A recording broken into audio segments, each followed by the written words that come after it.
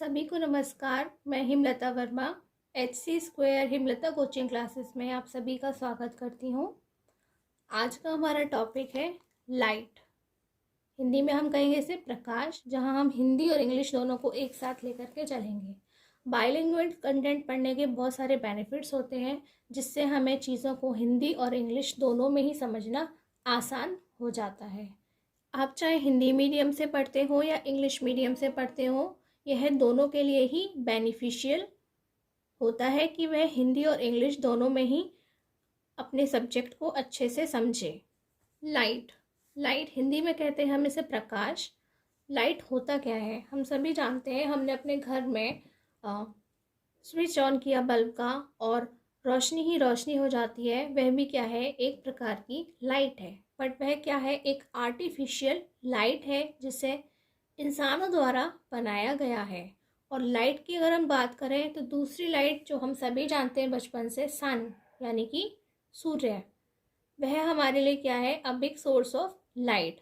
हमारे को दिन में सभी चीज़ें किसकी वजह से दिखाई देती हैं, बाहर के खुले में सन की वजह से।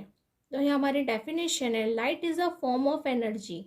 प्रकाश एक प्रकार की ऊर्जा है, ये एक एनर्जी है which enable us to see the objects, जिसकी सहायता से हमें वस्तुएं दिखाई देती हैं। तो आप एक अच्छी सी डेफिनेशन तैयार करेंगे। Light is a form of energy which enables us to see the objects। प्रकाश एक प्रकार की ऊर्जा है जिसकी सहायता से हमें वस्तुएं दिखाई देती हैं। यदि आप अपने घर के अंदर अपने बल्ब का स्विच ऑफ कर देते हैं तो आपको चीज़ें नहीं दिखाई देती हैं। और या फिर रात में जब अंधेरा हो जाता है तब भी हमें कुछ नहीं दिखाई देता है, क्योंकि उस समय हमें सूरज दिखाई नहीं देता है। सेकंड है सोर्स ऑफ लाइट। हमारे पास कौन कौन से तरीके हैं जिससे हमें प्रकाश मिलता है, यानी कि रोशनी मिलती है और हम किसी भी चीज़ को देख पाते हैं। Light come to us from a variety of natural and man made sources. प्रकाश हमें विभिन्न प्रकार के प्राकृतिक तथा मानव निर्मित स्रोतों से प्राप्त होता है।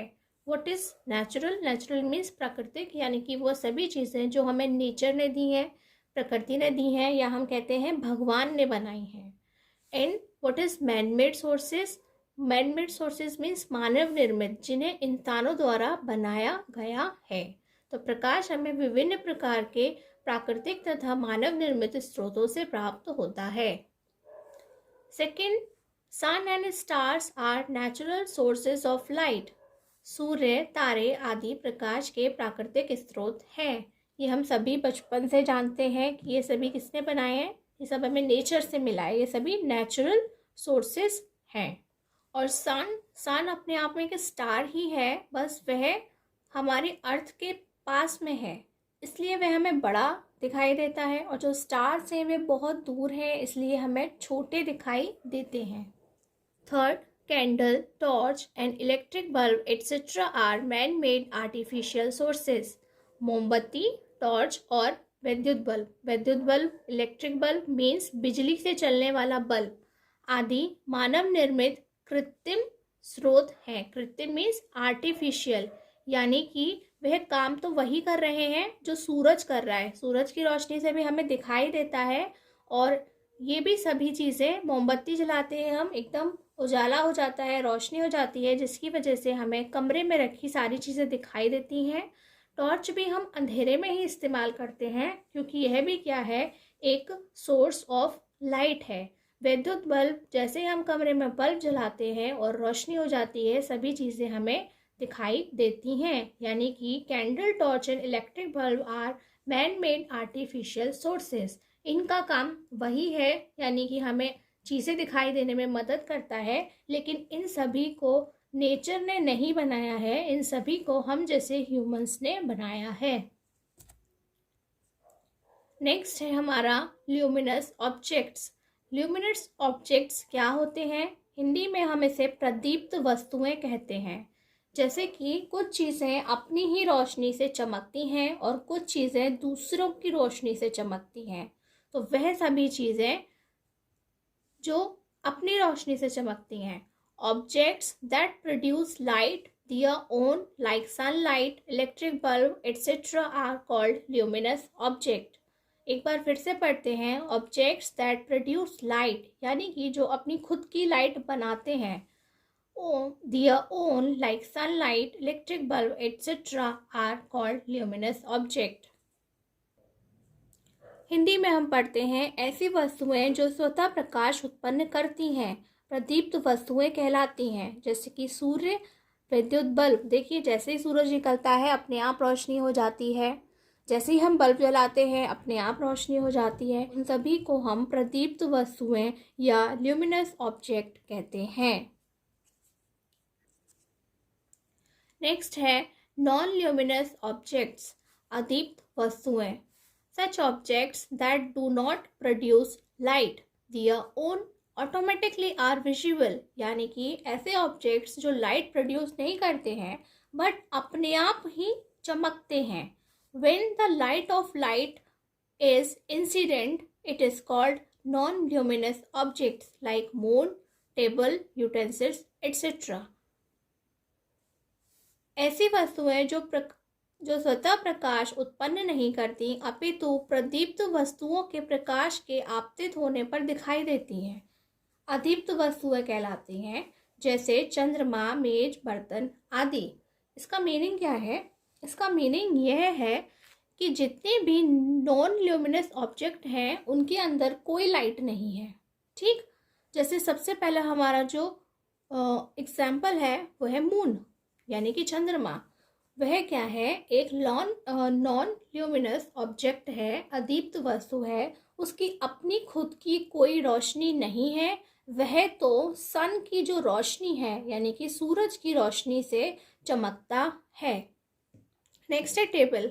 आपके कमरे का टेबल दूर से बहुत चमचमाता हुआ आपको दिखाई दे रहा है, बट क्या उसके अंदर कोई लाइट प्रोड्यूस होती है? नहीं, उसमें कोई लाइट प्रोड्यूस नहीं होती है. हमारे कमरे के अंदर जो भी बल्ब लगा हुआ है जिससे लाइट निकल रही है यानी कि प्रकाश निकल रहा है, वह उसी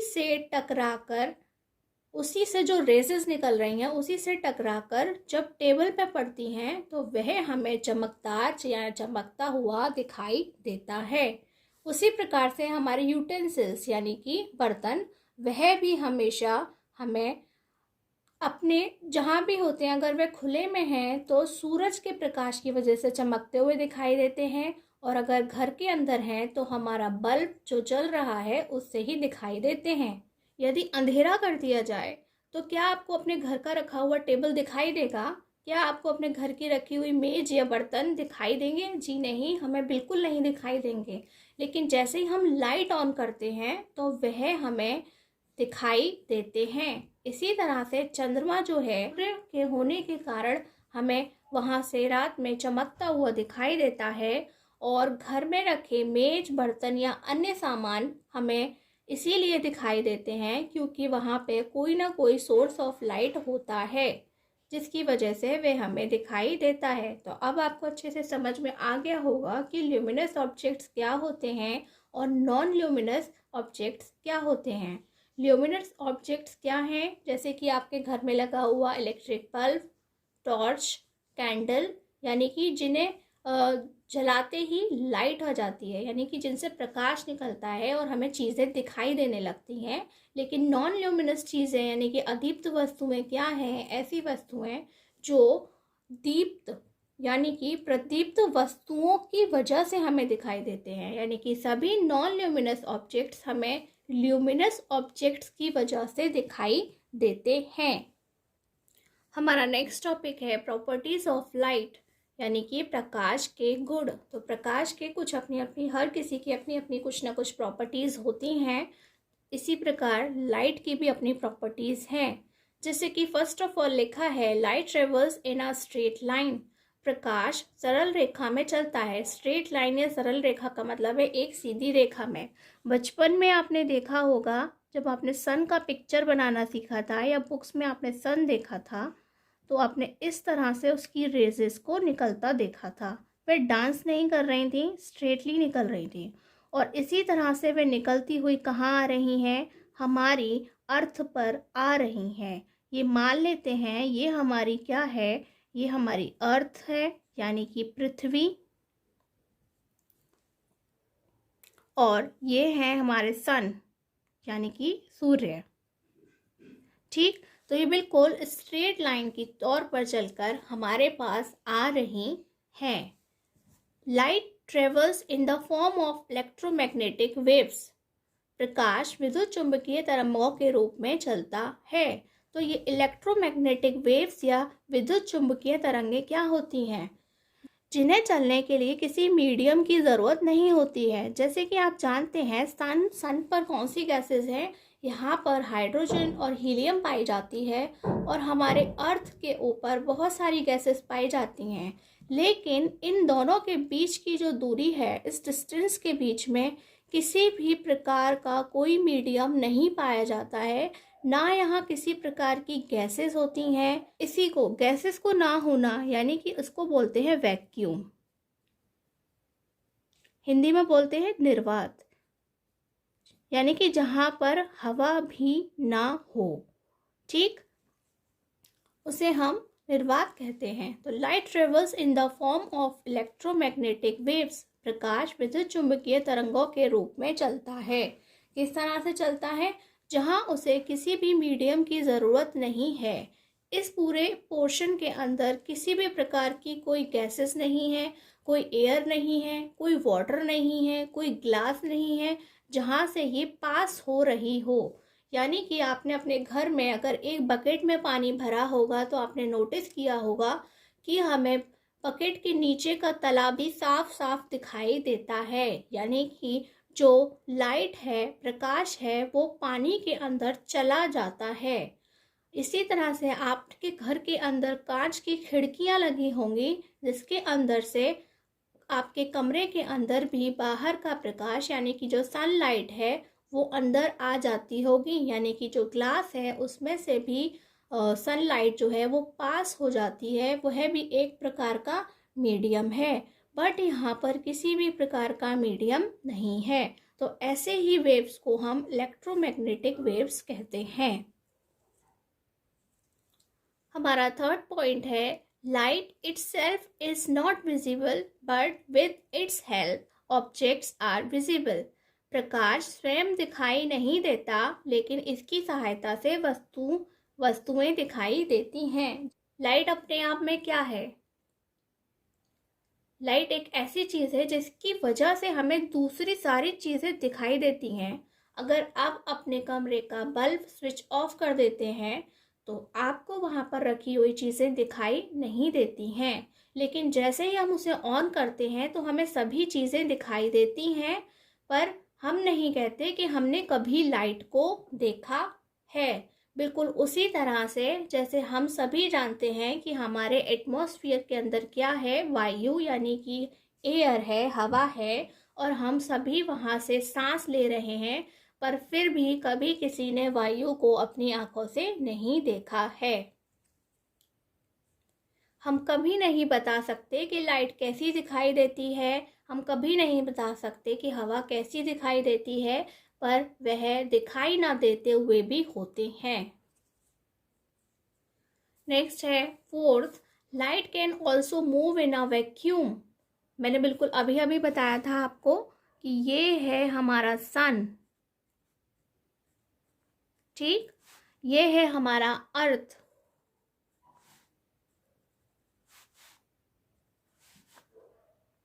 ये है हमारा अर्थ, और हमारे साथ पास जो नेचुरल सोर्स ऑफ लाइट है वह क्या है, सबसे बड़ा है सन, और उसी की रेजेस हमारे अर्थ पर आ रहे हैं जिसकी वजह से हमें दिखाई देता है।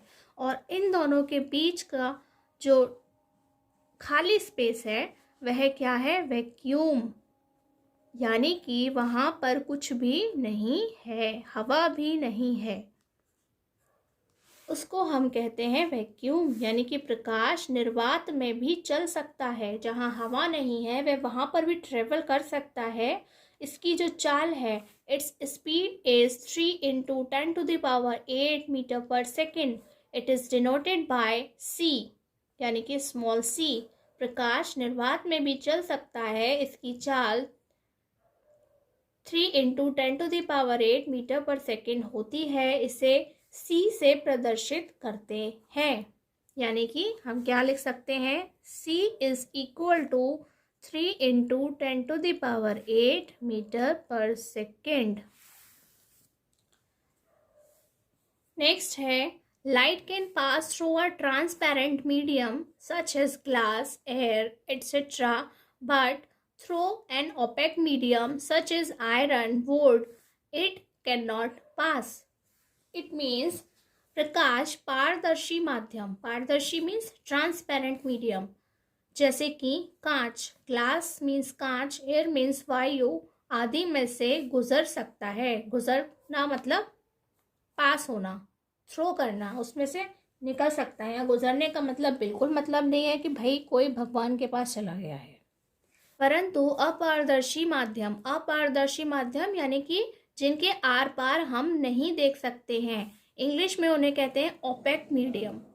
ठीक, अपारदर्शी माध्यम जैसे कि लोहा, लकड़ी, हम लोहे के आर पार नहीं देख सकते हैं, लकड़ी के आर पार नहीं देख सकते हैं, बट हम कांच के आर पार देख सकते हैं और हम हवा के आर पार भी देख सकते हैं।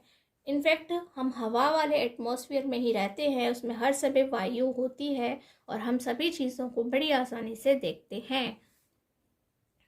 तो प्रकाश, light can pass through a transparent medium such as glass, air, etc., but through an opaque medium such as iron, wood, it cannot pass.